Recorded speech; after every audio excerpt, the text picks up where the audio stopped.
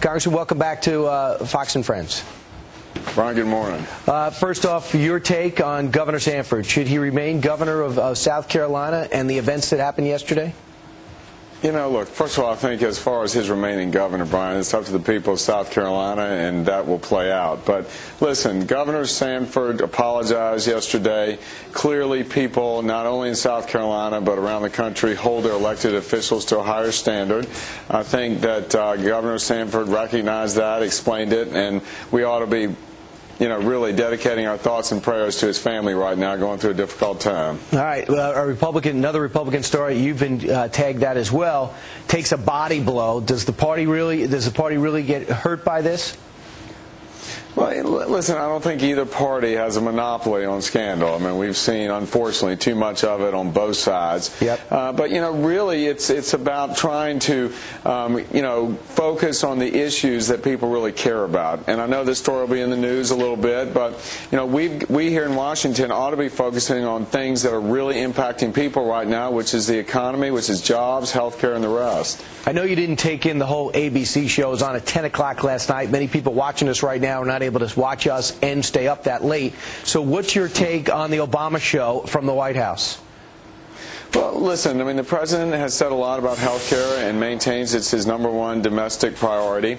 And clearly, I mean, we've got to do something to bring about health care reform, because we won't have the system that we're used to in this country if we don't do that. But what is so frightening about what's coming out of the White House right now is, first of all, the president is spending money that we don't have, and we will, if we're not careful, end up, if we follow his government-centered plan, create a situation in which people don't have access to the doctors they want, won't have the kind of choices of treatment that they want, and long term, the consequences are going to be you will see tens of millions of people come off of the insurance plans that they like and won't be able to have it. How do you get your voice out when networks give an hour of their time to the president and don't let the GOP even put out an opposition ad?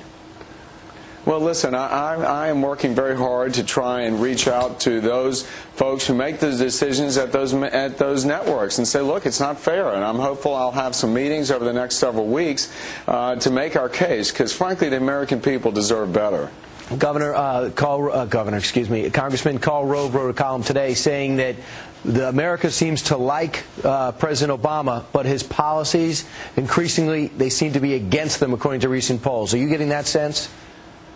I don't think there's any question. I think you see on the vote that will be this week in the House on the national energy tax, Nancy Pelosi's having a tough time getting the votes for that bill. And simply because I think the American people are waking up to the cost and consequences of the Democrats' agenda. They're spending money that we don't have. They're not focusing on the priority, which should be job creation right now. And frankly, this has been the case since the beginning of the year. We started with the stimulus debate saying the Republicans had a plan that would create twice as many jobs at half the cost, and we got to be mindful of the impact on people. Are you disappointed that there's no chance now that the president now has flip-flopped, rescinded the invitation to diplomats of Iran to flip burgers and have hot dogs with us on the 4th of July?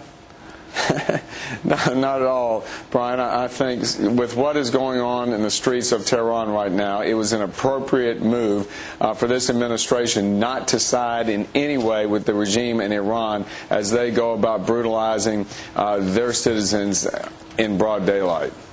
Congressman Eric Cantor, always great having you on, and you do have a voice here. Thanks again.